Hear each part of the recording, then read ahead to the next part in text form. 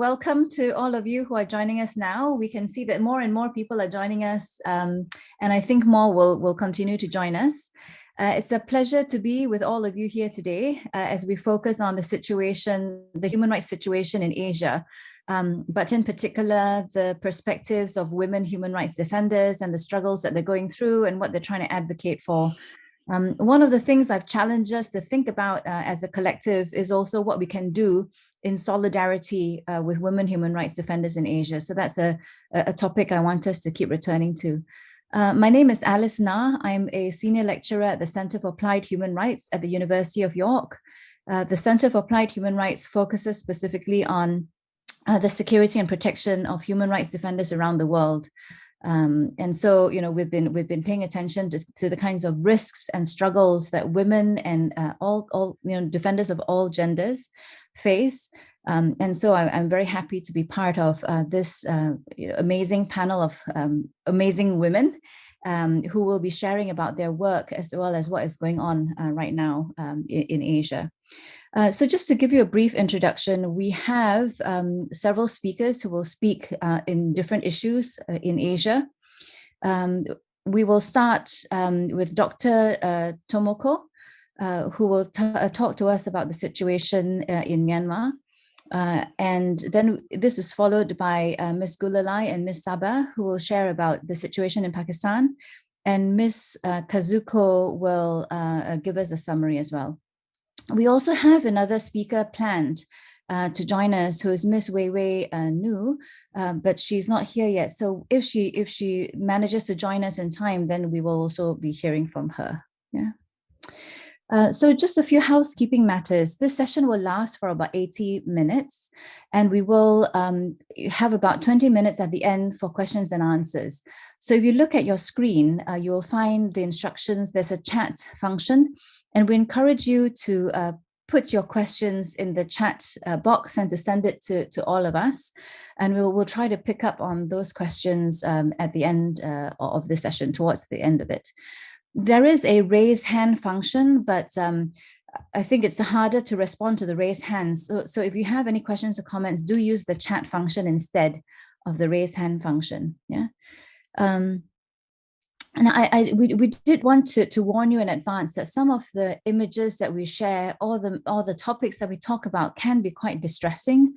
So it's just to let you know that some of the very, very real challenges that activists face on the ground, they can be quite difficult to hear, and we just want to warn you about that from the start. Yeah. Right, so let's start with the first speaker. I'd like to tell you a bit about Dr. Tomoko, who will speak with us. So she's a professor of the Graduate School of Arts and Sciences at the University of Tokyo, and her research focuses on the empowerment of socially vulnerable people, such as migrant workers, people living with HIV, women, elderly people, and children, with a particular focus on China. And she's been conducting research with these different groups. She has, in the course of her work, interacted and interviewed with a wide range of public intellectuals, human rights lawyers, and journalists, and has published quite extensively on these topics.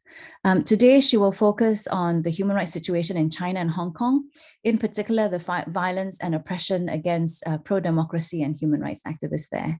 Dr. Tomoko, I welcome you to share. Thank you very much. Yeah, so I will share a screen. I'm Tomoko Ako, working in the University of Tokyo.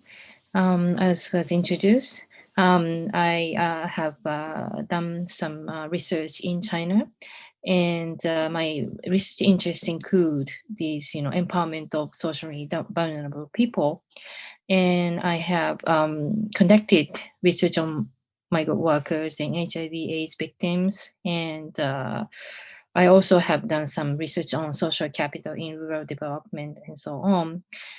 And I will show some photos on my project in the past, and I also have some short video to broadcast in the end of this presentation. It's about it's a video by Hong Kong young activist.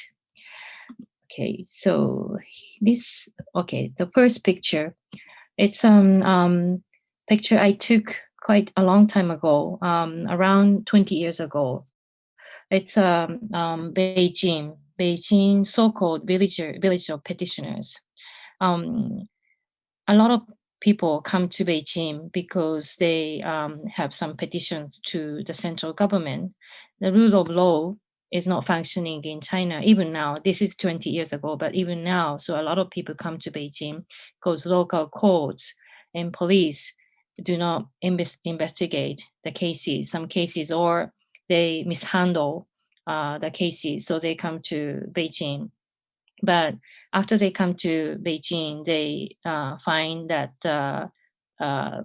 central bureaus, a lot of officers, they also are not going to handle their cases, so they have to travel around different offices, different bureaus, and so here in this village, you can see a lot of consulting service provided by legal experts. Some experts provide those services for free, and some receive some money, but not that much.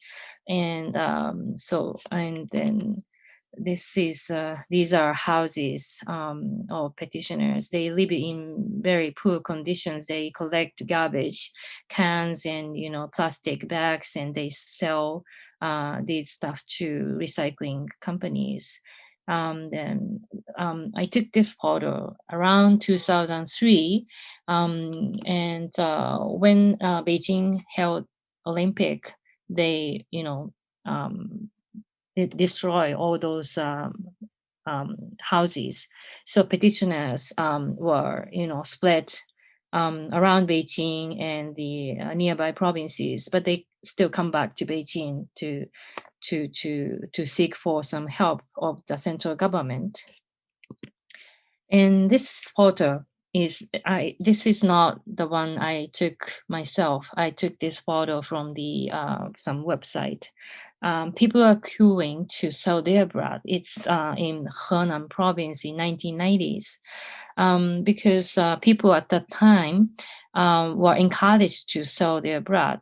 Local governments, they had to develop their local economy, but they had no ways to develop, and they encourage people to sell their blood. And governments and hospitals, brokers, they took most of the profits, and people could receive only small amount of money. And moreover, they had to sell their blood in very unsanitary situations. So a lot of people got the HIV/AIDS virus. And this is the hospital where many contaminated blood infusion took place. This is in Hebei province, north part of China.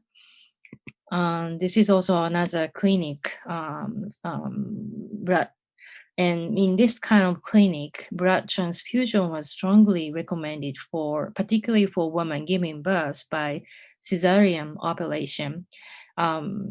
Chinese hospitals recommended women to have cesarean operation as well, because it's very time, it's time saving and cost effective. So in fact, women do not have to have cesarean operation, but they were, recommended to have cesarean operation. And after the operation, they were recommended to have blood transfusion, and this blood was contaminated. So after I have done some research on these villages in rural China, I started another project with lawyers in China and Japan. And this is the Chinese-Japanese study group on the spread of HIV/AIDS infection through blood and legal aid to victims. We invited Chinese lawyers to Japan to have this, kind of seminars. And this one is a seminar conducted in Beijing. Japanese lawyers went to Beijing and explained how they provided legal aid to those victims of HIV/AIDS. Okay. Okay. And then Okay, so and throughout these projects, I have met a lot of Chinese human rights defense lawyers, and look at this photo. Lawyers, female, both female and male lawyers, and also their family members, and all of the lawyers here were arrested. And after they came out of the prisons, they still keep helping vulnerable people. Some lawyers, they already have no licenses as lawyers, but they still try to provide some legal, assistance to socially vulnerable people. And also this lady on the right, she is her husband is still in prison, and she's still working for her husband, and asking for the release of her husband. And women on the left, they are two women on the left. Their husband just got out of the prisons. It took almost 3-4 years before their husband come out. These 3-4 years, they couldn't know where their husbands are, and they stood on streets and asked for the release of their husbands, and they had a lot of media's interviews, and they did a lot of advocating activities. This lawyer, Chan Tianyong, is also a very famous Chinese human rights lawyer. He was in prison for over two and a half years, and then after he came out, he's still under house arrest. A lot of police are surrounding his house in Henan province. So even after he came out of the prison, he cannot you know do any activity freely. He has to stay in his house in Henan province. And this is the last photo. This is Miss Agnes Cho, a Hong Kong young activist. Now she's also in jail. She came to Japan many times. Whenever she comes, I organized some seminar because she wanted to communicate with young people in Japan, university students in Japan. Japanese young people are not really interested in political activities, but she really hopes that more and more Japanese young people would be interested in politics and talk about democracy, human rights. That's why whenever she comes to Japan, she had seminars with us.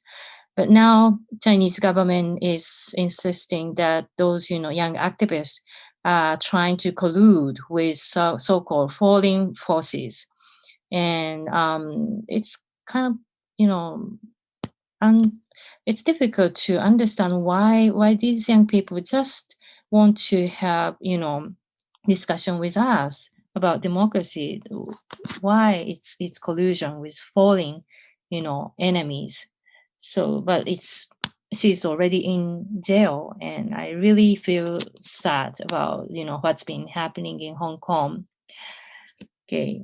Um, at last, I would like to broadcast a short video by a young Hong Kong activist living in Japan. He actually delivered a speech in a UN's meeting before. I think it was around 4 or 5 months ago. A lot of young Hong Kong activists now don't want to reveal their faces because it's very dangerous. If they speak out, Chinese government will regard that those activists are also, would be they will also arrest under the new national security law. But this William Lee, living in Japan, he's very brave enough to speak up, and he took some short video, so I will show you now. Okay. See. Thank you for having the opportunity to give a message in this event. I'm William Lee, a Hong Konger living in Japan. After the protests against the extradition bill happened in Hong Kong 2019 of June, I started to join the activities organized in Tokyo, which is supporting the protests in Hong Kong.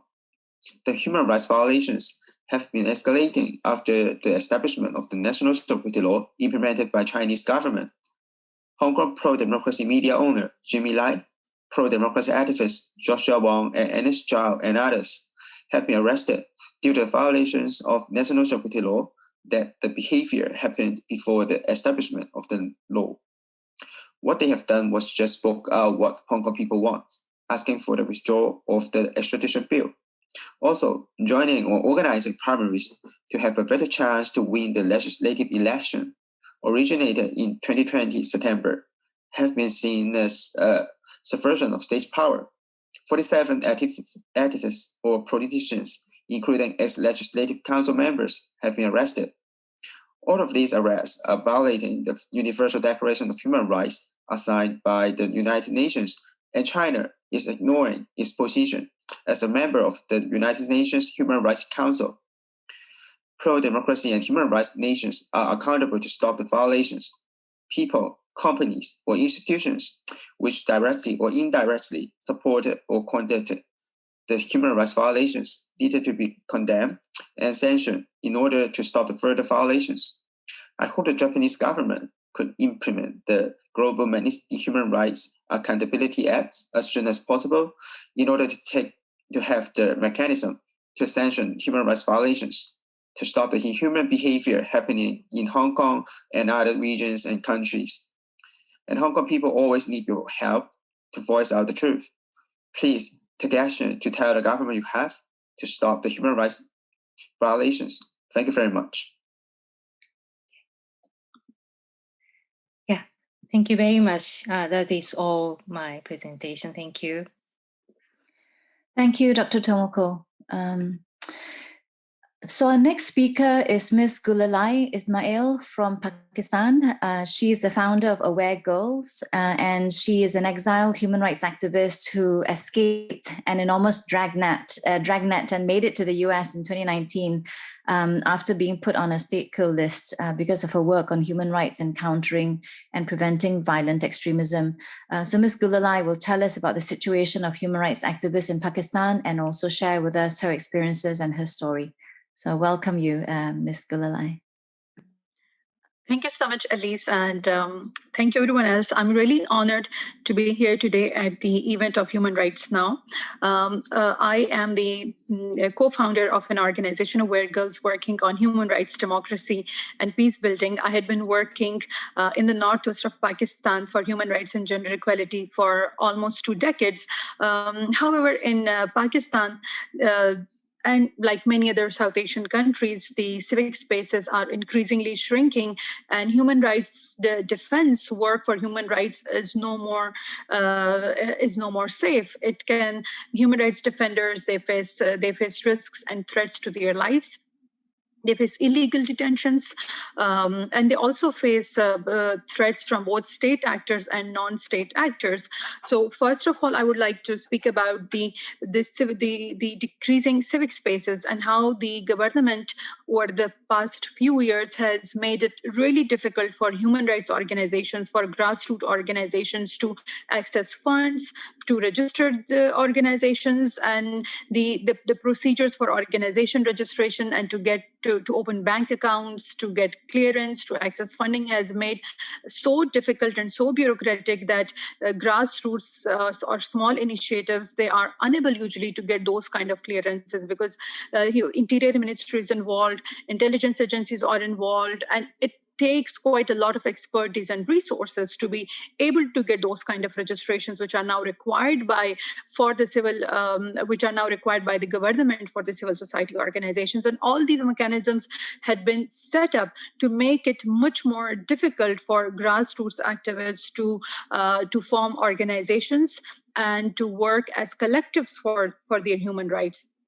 So by making it difficult, the constitutional right to association has been actually put at risk for many human rights defenders. Besides this, besides the technical aspects, we were in the last few years, with the growing populism in Pakistan and with the increased role of military establishment within the government, we have seen that the Pakistani democracy is actually not called as a democracy now. It is known as a hybrid regime. Military establishment, the democratic government is at the front, but actually the shots are called by the military establishment of Pakistan, and they are very and they have been using all state machinery to silence the voices of dissent.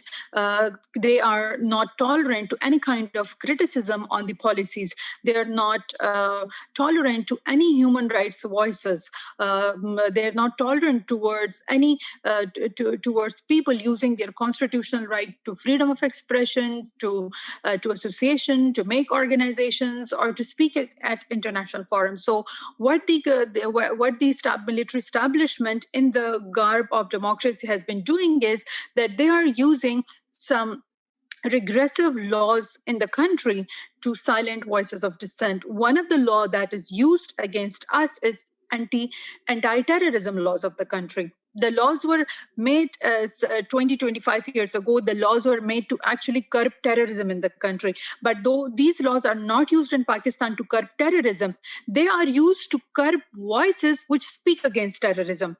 For example, I have been booked in multiple cases of terrorism under the anti-terrorism laws of the country. My speeches have been called as anti-state. When I was speaking in Pakistan to end enforced disappearances, to bring an end to war economy, to strengthen democracy, it was called as speeches which are terrorist, which are promoting terrorism and which are anti-state. So I was booked in cases under the anti-terrorism laws of the country. And similarly, it's not just me. At this time, there are hundreds of activists who have been booked in cases under the anti-terrorism laws. I'm also, besides the Wear Girls, I'm associated with another movement known as Pashtun Tafas movement, which is asking for bringing an end to state-enforced terrorism. Many leaders of the movement are in prison at this time, booked in the anti-terrorism laws. Another law which is used against activism is a law of colonial era known as sedition law. It is like when activists speak for their rights, they are booked in cases of treason. So I have been booked in cases of treason. Many other activists, they have been booked in cases of treason because they were speaking for human rights. Similarly, blasphemy laws are used as a tool in Pakistan against human rights defenders. Now, in Pakistan, these are one of the most dangerous laws, because in Pakistan, if you are accused of blasphemy, people are at high risk of being killed in mob violence even before they make it to the court. Even if so, we have seen that dozens of people have been killed in mob violence over the past many years in Pakistan. And recently, there was a women march on 8th March. Women rights defenders, they organize, every year they organize a march. This year, the women marchers were accused of blasphemy just because they were raising slogans for their own rights. Their videos were edited, fake videos were made to create an environment where they can be easily accused of blasphemy. The protests were organized to book them in cases of blasphemy. Similarly, cybercrime laws are used against human rights defenders. When people speak about democracy and human rights on their social media, they are booked in cases of cybercrime for speaking against government. Similarly, the digital spaces have become so unsafe for human rights defenders. They have become so toxic now, because there are the government, the current government, the current regime they are maintaining number of WhatsApp groups. They're also called as troll farms, where they recruit young people and where they decide to run toxic and life-threatening trends against human rights defenders. So every other day on the Twitter of Pakistan, you will see human rights defenders or political activists there. You will see trends, really nasty trends against them. My own father, as you know, coming to my own story, while I speak to you, my own father is in prison now because I have been speaking for human rights. But because 2 years ago, when I was placed on state kill list, when I was booked in multiple cases of when I was booked in multiple cases of sedition and terrorism, and when they were when the military establishment was after life, I had to escape Pakistan in a very complicated and a very difficult situation. But they had already placed me on exit control list so that I cannot leave Pakistan. But when I left Pakistan, they started threatening and harassing my parents. My father is in prison now. He has been booked in a case of terrorism. All his life, he has been a champion for peace building, but now he is in prison on the accusation of terrorism and sedition. My mother was booked in multiple cases of my mother was booked in case of terrorism.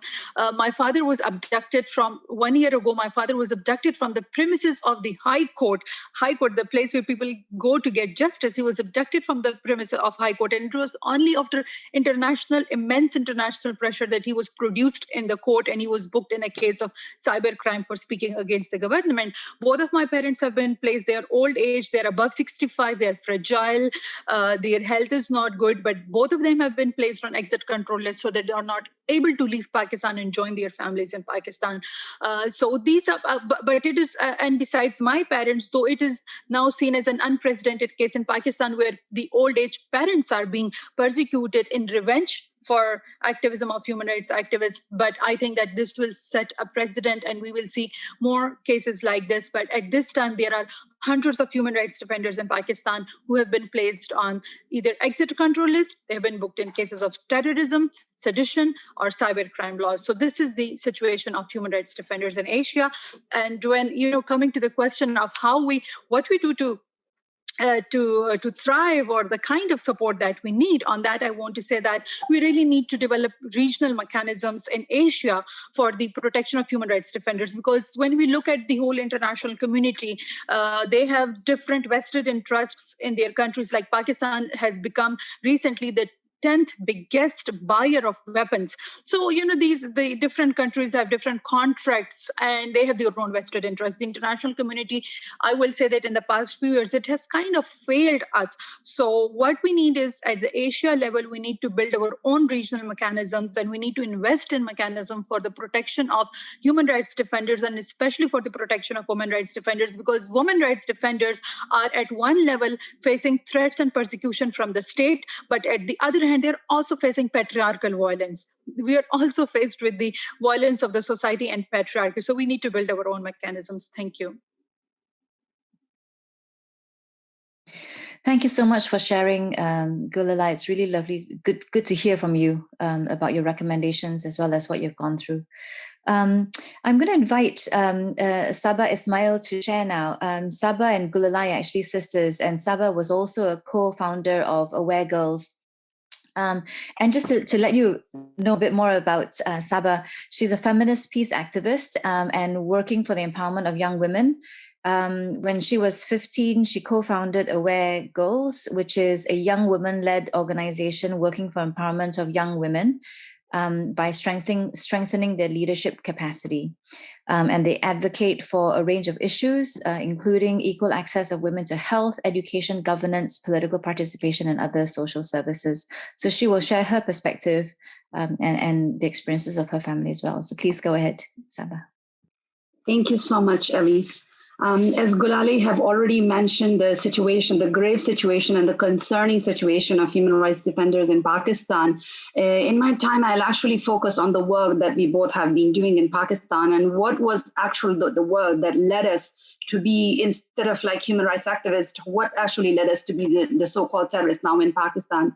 So at the age of 15, as you mentioned, I, along with Gulali, co-founded Aware Girls, a young women-led organization working for women empowerment, gender equality, and peace in the Khyber Pakhtunkhwa province of Pakistan. And what we have been doing is that we have been working on promoting leadership among young women and girls so that they can be agents of equality and peace in their communities. Our work has always been about enabling young women so that they can speak up for their rights and to work for creating a conducive environment culturally and politically where young women can access education, health, employment, and can also be part of the decisions that actually affect their lives. So we have been working on empowering and inspiring young women to be the agents of change and so that they can be citizens with equal rights and responsibilities. We have been fighting the cultural and political barriers and also the extremist narratives by empowering women and girls, and as research has shown that gender equal societies are more resilient.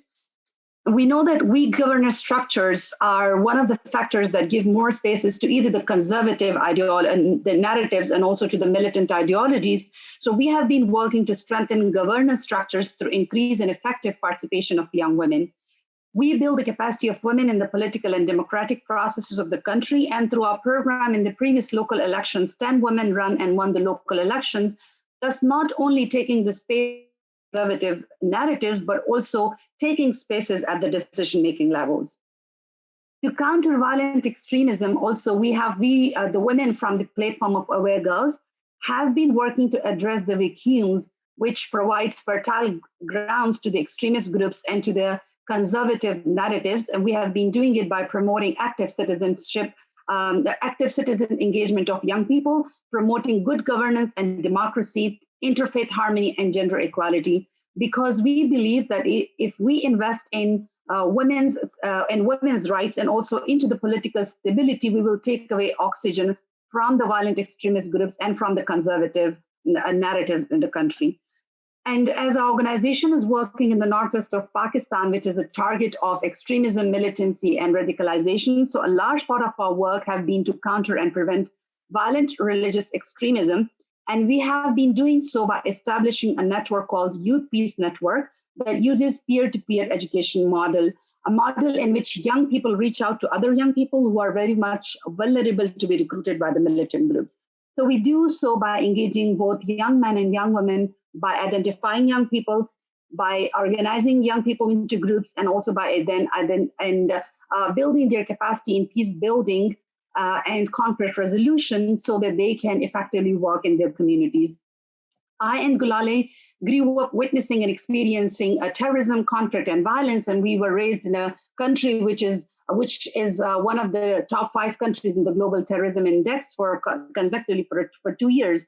But through the work of Youth Peace Network, we have seen that very few people will engage in violence, but most people will resist the violence if provided the right platforms and opportunities like the Youth Peace Network, despite the grave risks that they face while they do this work on the ground. And a lot of risks have been already mentioned by Gulale. We are building a wall of resilience, and we are bringing communities together through re-strengthening the social fabric harmed by the violent extremist groups, through revitalizing parts of our culture, promoting harmony and equality, such as music, poetry, societies coming together, conflict resolution through dialogue and mediation, through which societies understand each other collectively, and they collectively build a narrative of tolerance and pluralism. In addition to that, we have created digital stories, via media campaigns, peace campaigns, peace vigils, workshops, study circles, and numerous other work that we have been doing on the ground. We have also established a network of women peace builders for harboring bridges between women peace activists of Pakistan and Afghanistan, enabling women-to-women exchange of learning and strategizing together for countering radicalization and peace building. This network is a platform to build connections between Pakistan and Afghan women working on countering radicalization, learn about dynamics of violent extremism in both countries, the women's responses to it, and also to build collective peace initiatives and to continuously advocate for increased participation of women in peace building processes as well. Besides these, we have been working on a number of issues to addressing violence against women. We have been working on raising awareness about the laws that protect women's rights in the country. And besides working at the grassroots level, we have been working at the international level as well. And one of the terrific examples that I would like to share is of the UN Security Council Resolution 2250 on youth peace and security, for which Aware Girls was advocated for a number of years. This was a landmark resolution and the first ever kind of resolution that recognized the important role that young people play in peace building and conflict resolution. Now, besides the challenges that Gulale have already mentioned, we have been attacked multiple times back home in Pakistan by state and non-state actors.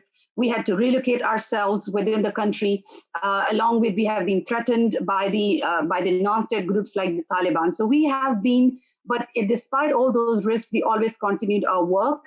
And I would just then also mention, and Gulale already mentioned, but I'll emphasize on this, that women human rights defenders face multiple challenges, whether it's in the form of attacks, online intimidation, the use of regressive laws, whether it's use of religion and culture to oppress them. In Pakistan, human rights defenders not only face persecution from the state, they are the victims of false accusations and of unfair trial and conviction.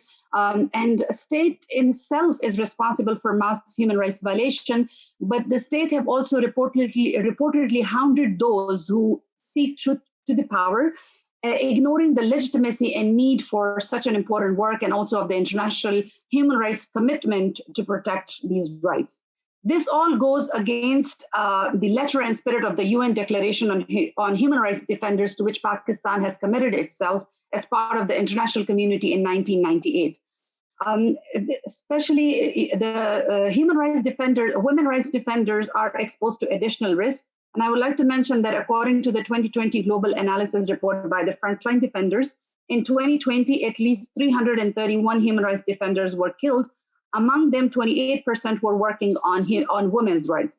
Because human rights defenders are target of misogynist attack and gender-based violence, but they in their organization also face financial risks and financial constraints to address these issues.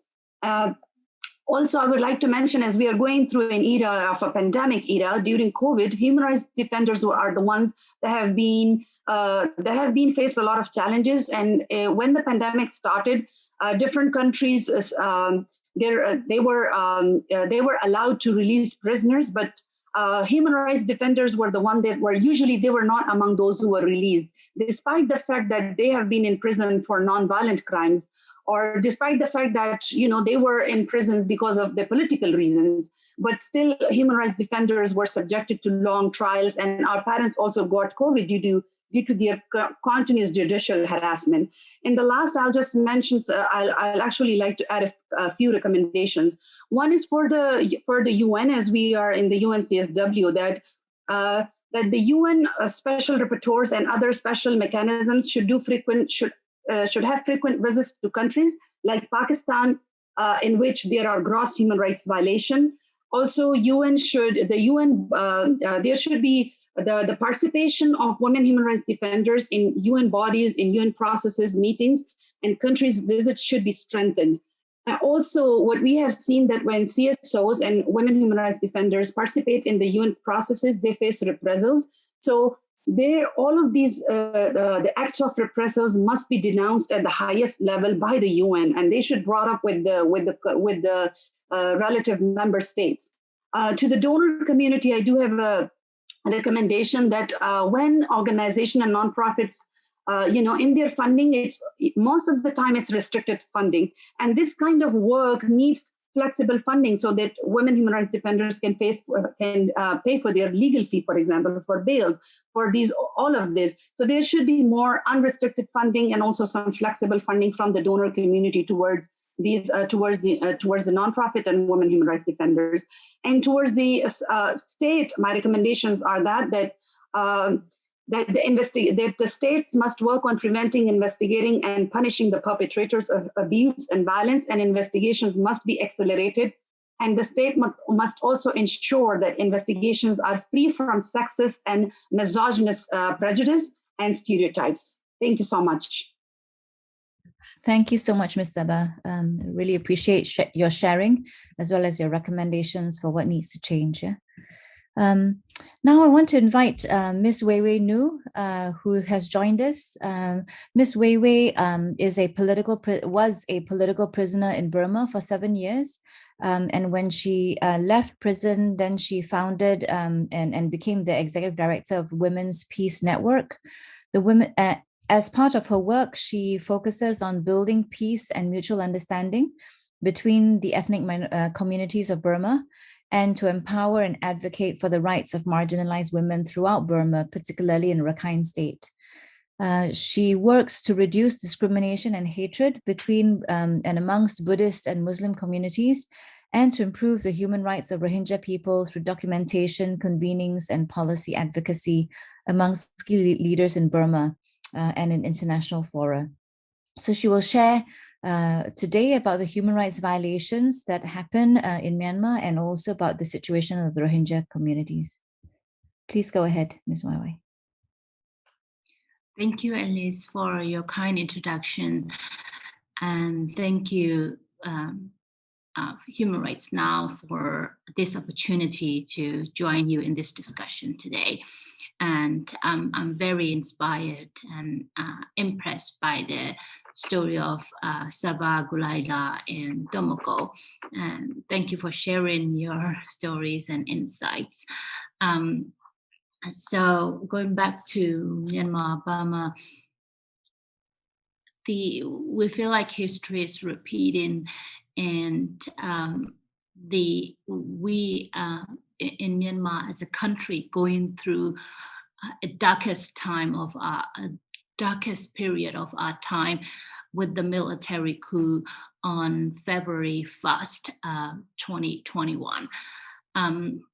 Before that, we have 10 years of this political opening. I call it as political opening, while many people would describe as democratic transformations or democracy transitions. But I did not believe that was the military transitions, and I thought the military was consolidating the power to go to another directions. So I called it as a democratic, the political opening for the past 10 years. We had 2 elections. In the first period of elections, we had this government, military-backed government, led the country for 5 years, and then from 2015 to 2020, a civilian-led government, Do Aung San Suu Kyi-led government, Do Aung San Suu Kyi, who is a Nobel laureate, led government for the 5 years. And during that 10 years of period, we did not have we had some opening space for the civil society organizations, for activists, especially in the urban area, especially in the cities, big cities and urban areas. We had some flexibility. We enjoyed some rights. I would say we had some access to information, access to freedom of,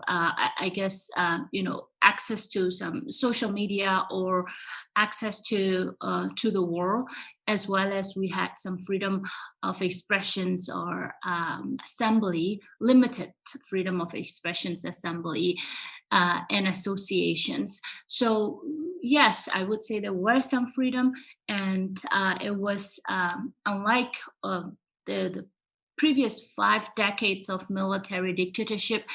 Young people enjoyed it a lot since they were able to connect with the world. And but I would say that democracy or that opening was built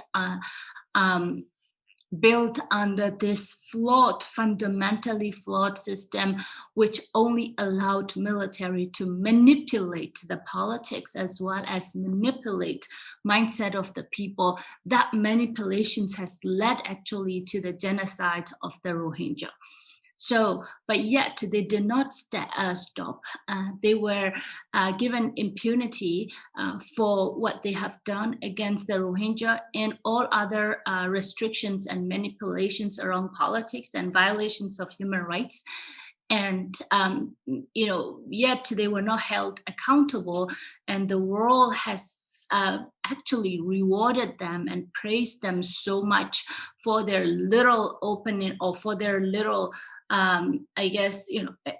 incentive to the people and to the world. And they've been praised and rewarded for that. And so they are very emboldened to carry out such a coup now. And since February 1st, we are going through a tragic situations in Myanmar. Over the past 6 weeks, we have over 2,000 people have been violently arrested, and they're not having any access to legal counsel or any legal rights for these people. And some detainees were killed during the interrogations within a night of their arrest. And one thing that is very strike me is the way that they've been treating women protesters and women in general. The women have been forefront of the protest that we have ongoing today for over a month. Young, especially when we say women, young women are on the forefront of all these protests. And they've been violently arresting women without male police are beating and torturing women without presence of female police officers, and women being killed, shot dead. And there has been the unwanted touch and sexual assault against the women, allegations of sexual assault and sexual violence against women protesters. All of these things, it's become growingly concerning and very, very worrisome in a way that, for me, especially particularly worrisome because we know that how the military in Myanmar are brutal against women, especially ethnic women in the ethnic areas. So over the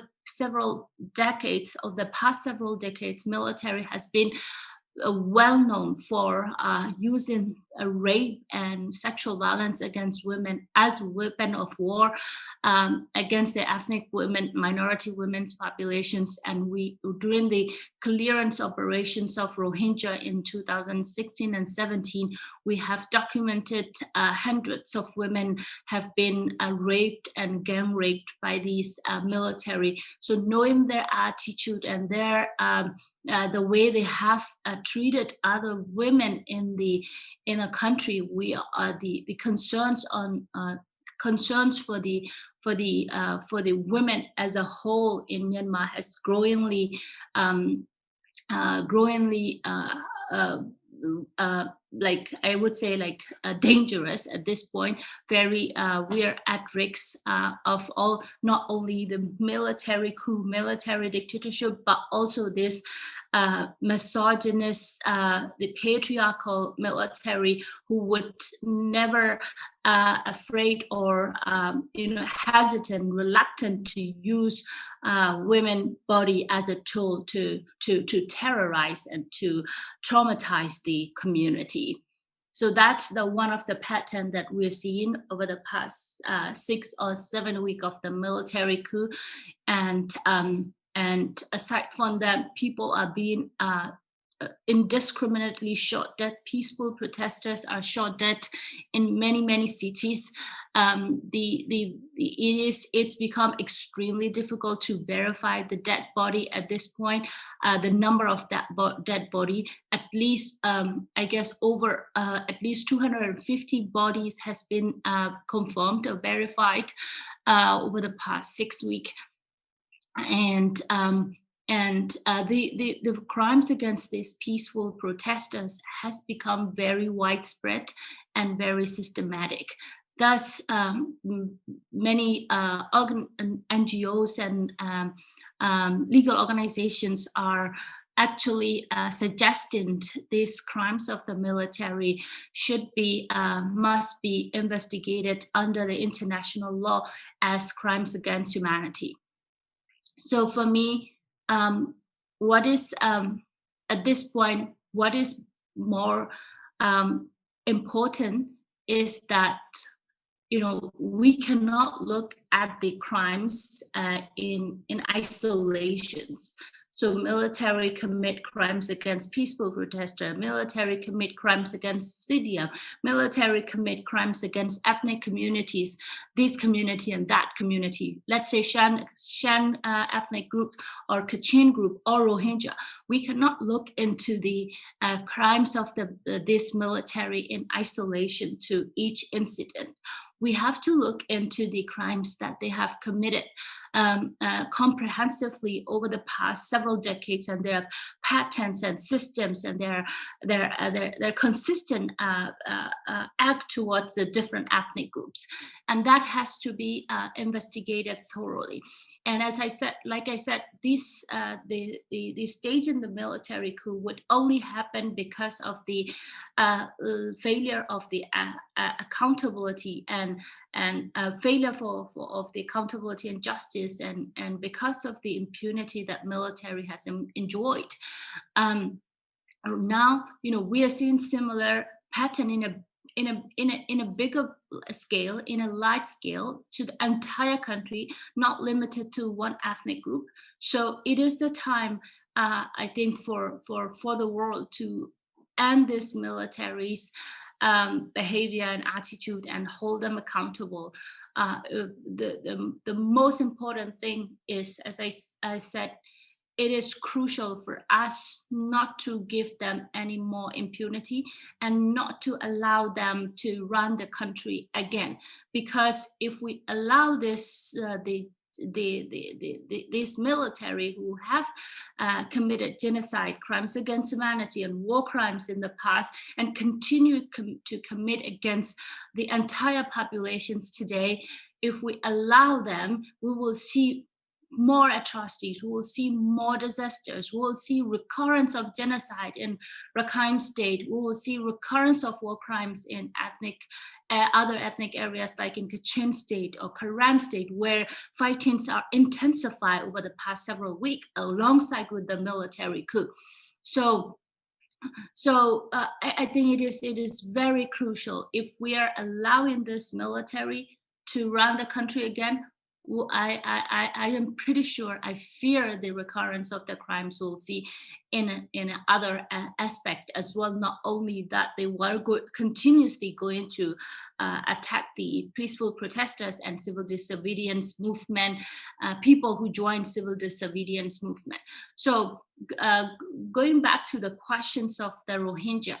Yes, Rohingya were targeted during this political opening, and they had to flee. About 1 million people had to flee from home. Thousands were killed, thousands were raped, and thousands were uncounted number of people were arrested. All these brutalities they endured and they suffered, and the victims are still living alive in Bangladesh in refugee camps, and we have about 600,000 Rohingya left in Rakhine State. So this happened under this so-called democratizations period, and as you know, the military was the one who carried out all these clearance operations and targeted against the populations. But the civilian government and the civilian in the country, the almost entire country, actually supported the military's propaganda and military's attack against the Rohingya. With this military coup, there is a growing sense or understanding of the common enemy by the public at this point. I would say this is a positive, I guess, out of this tragedy or of this darkness, a positive a light that we are seeing.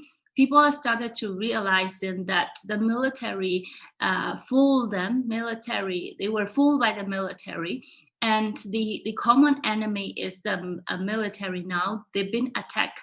In the past, they wouldn't believe that military would rape a Rohingya woman because there is a propaganda that Rohingya women were dirty or so and so, blah, blah.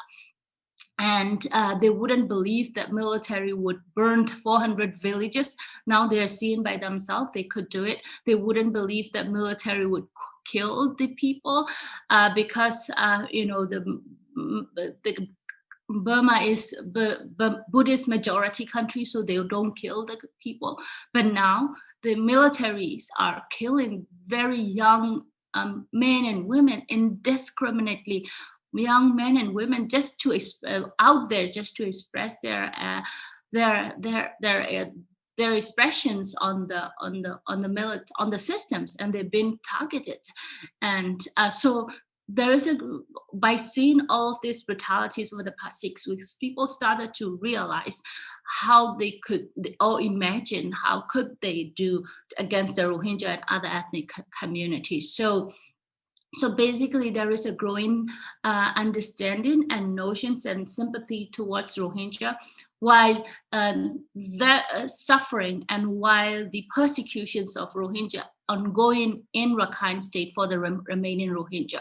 So on other aspect, just to address this, for Rohingya, what it would look like to see this, all of these situations in Myanmar.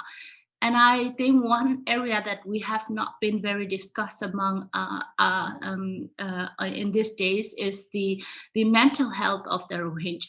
A lot of them, express that they feel sympathy for the people of Burma, and they feel like, they pray for the country, and they are in it again together with the people of Burma, Burmese people, to fight against the military coup. They publicly express. But on the other hand, one thing that they have not expressed explicitly is the re-traumatizations of their trauma and their experience. I had talked with several young women in Bangladesh in the camps, and they were expressing how they have been, how this, seeing all of these pictures of killing and arrest and police brutality, how this re-traumatized her experience, and how it feels like she's back in these clearance operations, back in the military, under the military hands. And I think this one area is something that we have to pay attention to. We have to remember that these people are victims of genocides and crimes against humanity. So I think there should be a kind of strategy to address this issue at this point, while we're pushing for human rights and justice and accountability of the military in general. The last point that I want to raise here is overall attacks against the growing attacks and surveillance against the women's human rights defenders on social media. Of course, they're targeted offline as well. But the attack against this harassment against the women's human rights defenders on the social media has been more systematic, more widespread. Although Facebook is trying to address some of this issue, but one area, I think problem that I'm seeing today, in the past, they would do like social media campaign against individual human rights defenders. Like for me, I face like every 3 to 5 months or 6 months, this periodic and consistent campaign against me. And now I'm not seeing that pattern that much for others and for myself as well. What I'm seeing is they deployed these individuals to monitor our page and our social media account, and then they would come under our account and our page, and they would comment very nasty thing. They would comment consistently. They would torture us with this messages and comments, and they would send private messages. And it's been not one or two. They would deploy like at least 10 to 50 people per individual women's, and it include sometimes this threat, intimidations, and harassment would include killing to the sexual assault. And I think it's been striking me. It's been really annoying me, although I am quite used to dealing with such situations. But I think it is really, really dangerous for many young women who would come to the space today and try to occupy this space. I think it will be very challenging, and it will be a way to silence or to stop them actually. So I think this is one area that we have to discuss when we talk about women's protections of the women's human rights defenders. I've been reporting or sharing this to the Facebook, but they are so far unable to address this. So I think we need to have a wider discussions. I'll end here, happy to have questions and answer, and happy to answer your questions if you have any. Thank you so much, Wei Wei, for sharing your experiences. And you raised a number of really critical issues for us to really think through seriously and respond on, you know. I want to invite the audience members, if you have any questions or comments, please feel free to use the chat function. After Ms. Kazuko gives us a summary, we will have about 15 to 20 minutes for some conversation. So I do invite you to share your thoughts and reflections. So I want to invite Ms. Kazuko Ito to provide us with a summary. Ms. Kazuko is the Secretary General of Human Rights Now, who's the host of this session. And she's been active as a Tokyo-based human rights lawyer dedicated to women's and children's rights and criminal justice reform and death penalty issues and public interest litigation. She's many years of experience in human rights issues and also serves as a member of the UN Women's Asia and Pacific Civil Society Advisory Group and the Gender Equality Committee of the Japan Federation of Bar Associations. So Ms. Kazuko, please go ahead. Thank you, Alice, for your kind introduction. And first of all, I'd like to express that the strong solidarity to all the speakers. And all the situation is so serious and difficult, and so we must do something together, and we need to build a network.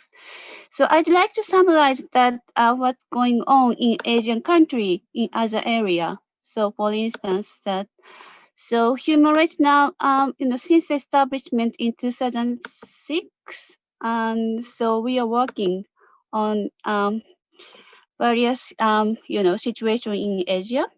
Yeah, we are conducting the joint advocacy and campaign and capacity building with human rights defenders in Asia. And we support democratic movement in Burma for a long time and ethnic minority working together, and also conducting a joint human rights activity with Hong Kong human rights groups. So that's why today's situation is so heartbreaking for me, myself. And I feel like that especially past 5 or 10 years, we experienced a huge backlash of democracy and freedom in the region. And beyond the today's presentation, we have the mainland China problem and Cambodia, killings in the Philippines, and situation in Thailand, etc., etc. And, actually my friends, women human rights defenders are attacked, exhausted, sometimes detained and killed and silenced.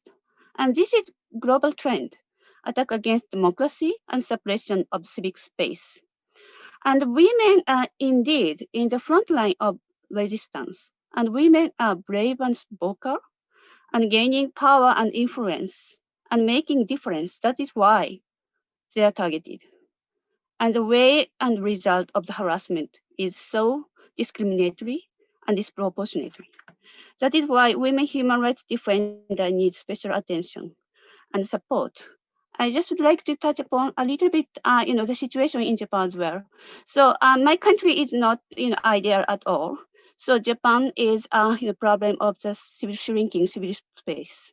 And in 2016, UN Special Rapporteur on the freedom of expression come to Japan, and he expressed grave concern about that, the press freedom issues. And actually, I myself, I worked together with him. I assisted his visit. And because of that, I was labeled like, anti-Japanese. And also, media told that, allegedly, I was, surveilled by the government agency. That is happening in Japan as well. And, but the UN took this very seriously. And this is the reprisal desk of the OHCHR. And I provided information.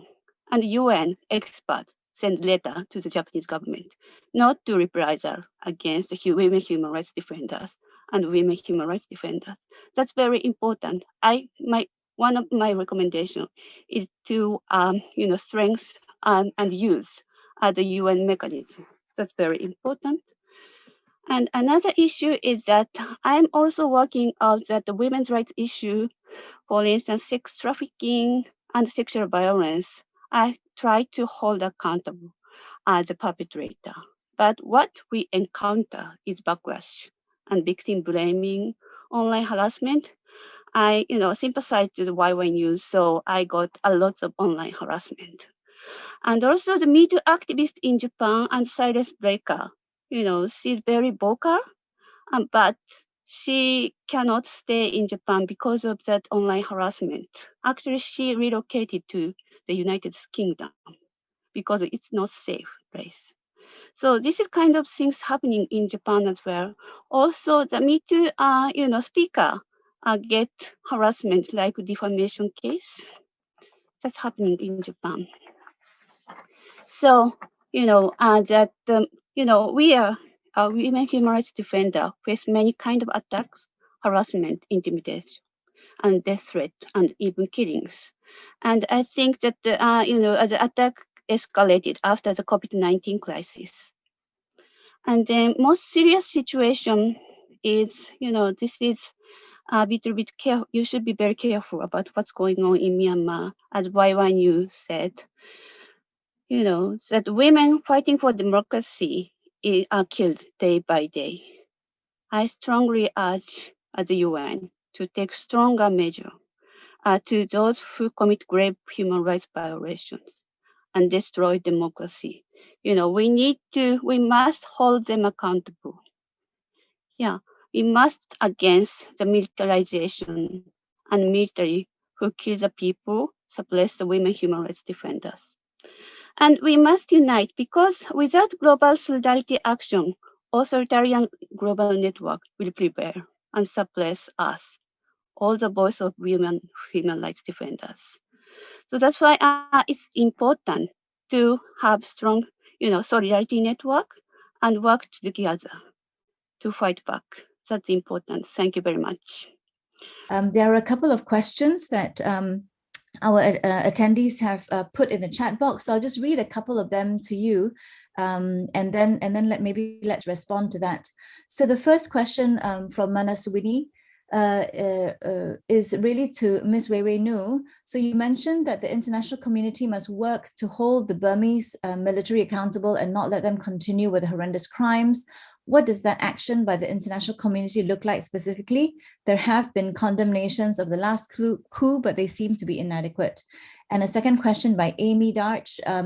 Thank you so much for a truly amazing and inspiring talk. I'm interested to know how important the panelists feel practices of networking, solidarity, and self-care are for women human rights defenders in dangerous and insecure situations. So I just invite any of the panelists to respond. Thank you for the question. I think that is the right question at this point. We've seen so many condemnations and statements from many governments and from the UN repeatedly, from the UN different agencies, from the Secretary General Office to the UN Security Council. But the statements and condemnations are not working. They are not going to work as well. So far, we have seen some effort from the US, United States government, and from the UK imposing some sanctions against the military leaders, but it is still not very comprehensive, and they have not actually taken substantive sanctions against the military businesses. So now, what we need is individual countries should impose sanctions against the military and military's businesses. And that sanction should be coordinated across the countries, among the countries, and that sanction should be comprehensive, covering a wide range of military businesses to military assets and militaries, the troubles and every tools that are available has to be comprehensive, and it has to be collaborative among the states, and only then that will work. And what the UN Security Council can do to be more effective. Yes, the statement, I mean, it has some weight, but it is not binding. It doesn't come with any actions. Thus, the government or the military, military actually do not afraid of any of this statement. What we need is the UN Security Council adopt a stronger resolutions that again include the business and personal sanctions against the military and military companies, and also that include global arms embargo, and that also include establishment of an ad hoc tribunal or a referral of the situations of Myanmar to the International Criminal Court to investigate genocides and crimes against humanity that has been ongoing. So as you know, the International Criminal Court has initiated its own investigations on the crime of deportation under crimes against humanity, the crimes of deportations of Rohingya populations from Myanmar to Bangladesh, but it is very limited investigations within the limited jurisdictions, as Myanmar is not a party to Rome Statute. So it is therefore, it is important for the UN Security Council to refer situations to the ICC so that they can extend their investigations in a more for a more wider and larger violations across the country and against the Rohingya populations. As I said, it is a must for us to hold the military accountable to end the impunity. The last acts that we are calling for, like as civil society organizations and people of Myanmar, is the UN Security Council to to dispatch diplomatic missions to monitor situations on the ground and to mediate the militaries and the civilian government on immediate purposes to dissolve the situation. So that's a specific call that we're calling for, but there are a growing number of people calling a more harder, like to the extent that the military interventions under responsibility to protect framework. There are calls like that are somehow very popular inside Myanmar among protesters, but a lot of us are being a bit careful, as we know there are other implications around the military intervention. So we are now at least at minimum, the UN Security Council should send diplomatic missions to both to monitor situations as well as to mediate this among the different stakeholders. So that those are the main 4 calls we're making. With these calls, we are actually, as Women's Peace Network, my organizations, we're collecting endorsement from the many women organizations across the globe to collecting endorsement from them to send a letter to the UN Security Council that include these calls and specifically address the violence, the nature of violence against women by the military institutions. So if you have an organizations working on women's rights or gender issue, gender-based violence, please consider to endorse our statement. And Miss Wei Wei, sorry, we just have a few more minutes. Yeah. Can I suggest, Ms. Wei Wei, that you put your link to your petition in the chat box so that all of us can also log in and sign the petition along with you? Yeah. I'm very conscious we only have a few more minutes, and there are a few questions that the panelists have asked. And one of them, as I mentioned, was around how important networking, solidarity, and self-care are for women human rights defenders. I'll just raise another couple of questions, which is what kind from Diana Ho, what kind of feedback do you get from your own communities? Do they respond well to your activism, or are they apprehensive? And Ariel Smith asks, is anything being done to get activists out of prison in Hong Kong and Pakistan? I think we actually have run out of time, but maybe I'll just let each speaker put on their comments, and then we'll wrap it up. But feel free to add comments in the chat box as well to everyone. Yeah. Who would like to go first? Okay, so yeah. I'll go first very briefly.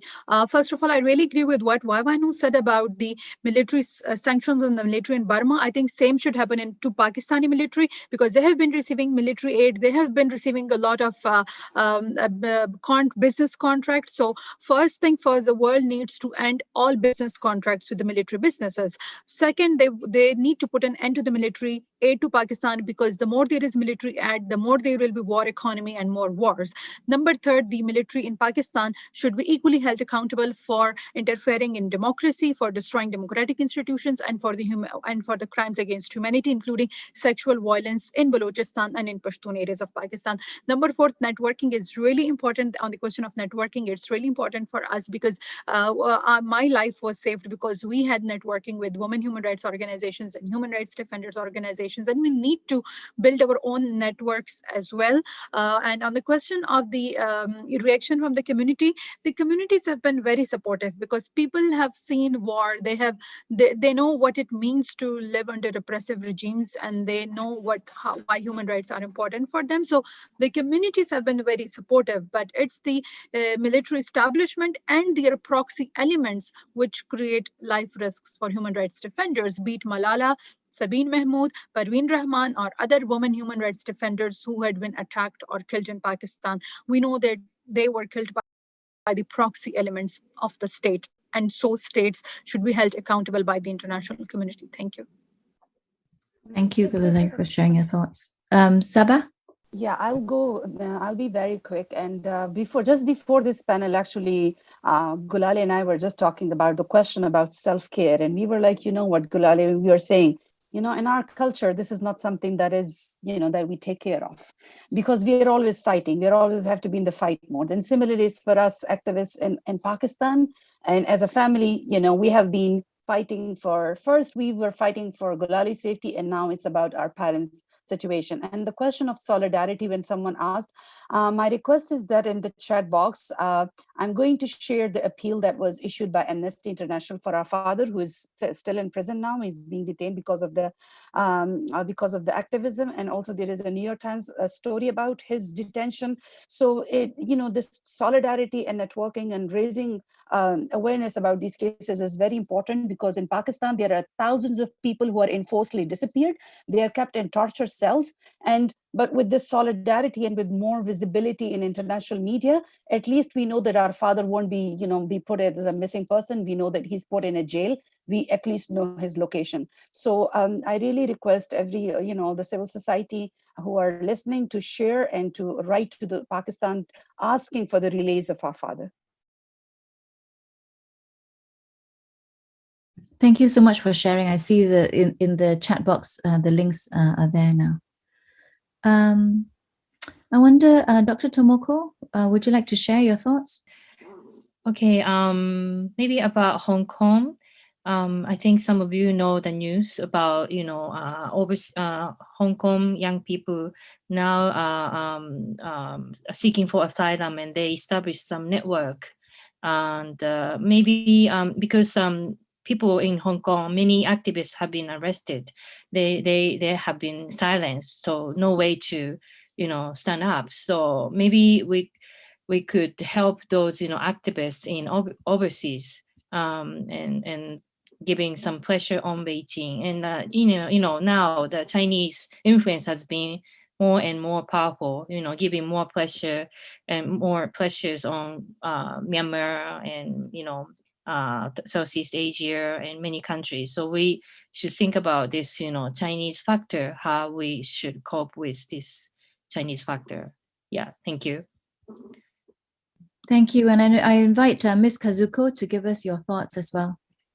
Yes, thank you very much. We are so inspired by all the stories, and it's so overwhelmed. So yeah, So, but we have to fight back. And so I think that, the networking and solidarity is very important. So, I'd like to propose that, we could create some platform for the women's human rights defender throughout Asia. This is kind of starting point, and we can do information sharing and, we can propose a solidarity action. For instance, we can start from Myanmar and Hong Kong and Pakistan, and we can start right now. And also that, I totally agree with what I knew about that, activity of that, toward UN Security Council. But at the same time that, that someone is funding for that, military or authoritarian regime, business and banks and investor, we can look at the investor and banks and, we can put pressure on them. And then, they are feeding the military or human rights violator, and we can stop that kind of things. We can do, from, our community. So we can start from that. And so we must, I really thank that all the people who participate to the session and show solidarity to stop the human rights violation. Thank you. Thank you so much, Ms. Kazuko. And I just want to thank everyone who is here, who have spoken, all the panelists and all the attendees as well. Thank you for joining us in this really important conversation. Solidarity is so fundamentally important. And let's not, all of you are so inspiring, but let's not just praise you. Let's also join with you in your struggles. Let's not just like, oh, thank you. But let us connect with you and join you and follow your struggles and, share your concerns with other people, raise your, re-amplify your voices. We've put in some hashtags in the chat box as well for how you can, raise some of the issues and ideas brought forward in this panel. Let's stand together with Wei Wei, with Saba, with Gulalai and Ms. Kazuko and Tomoko. Let's work with them to advance these issues that they're putting forward. Let's not just thank them and praise them, but let's stand with you in solidarity and in action as well. So just thank you so much as well, to all of you and all the attendees for joining us. We really appreciate you. Yeah, thank you.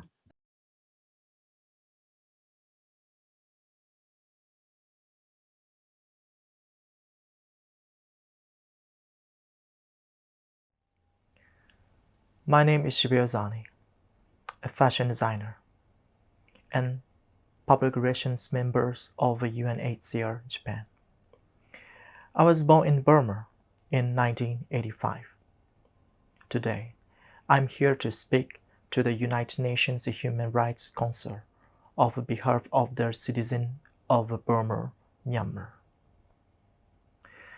As young college students, my parents were pro-democracy activists and members of the Aung San Suu Kyi fledgling National League for Democracy Party.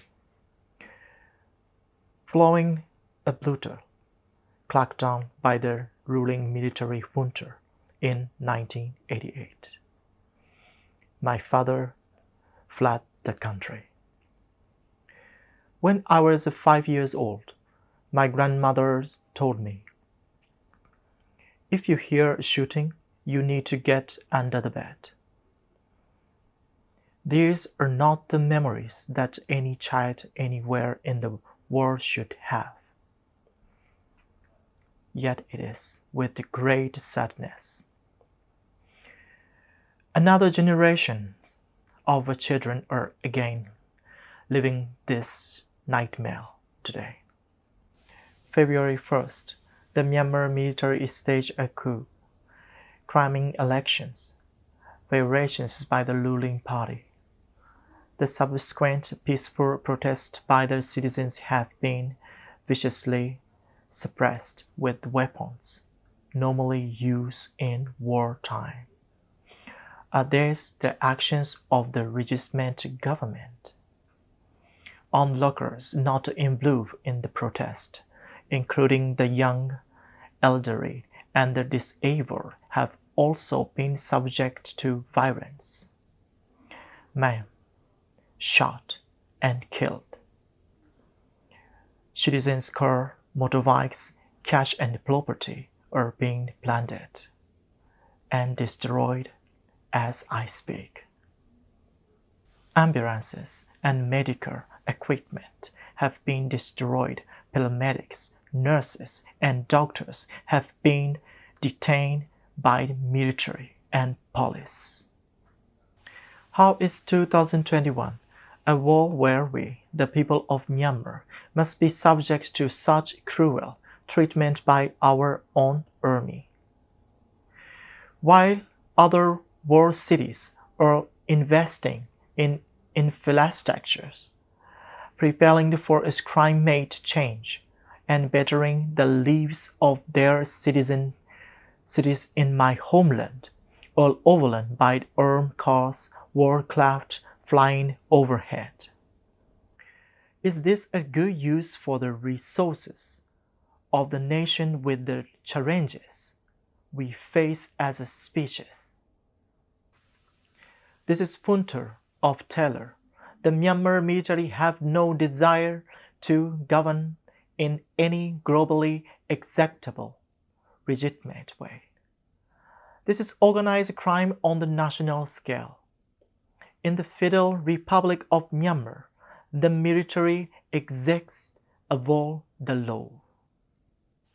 The people of Myanmar deserve and hunger for its basic human rights, the rights of the freedom of expression, the right to the democratic representation in government, the right to protest without the threat of harm and death. The international community must come together with one voice to condemn this terrible act and restore its government for the people. The Burma, Myanmar. People need the United Nations support. How many more must die before the EU take actions? It is time for us all to stand up for the rights of our fellow humans and ensures that these atrocities are never repeated.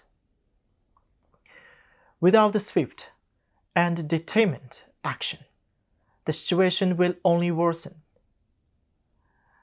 A refugee crisis will occur, more children will lose their parents, and UNHCR may have a more difficult task having organizing the post-process from the distractions of the military coup.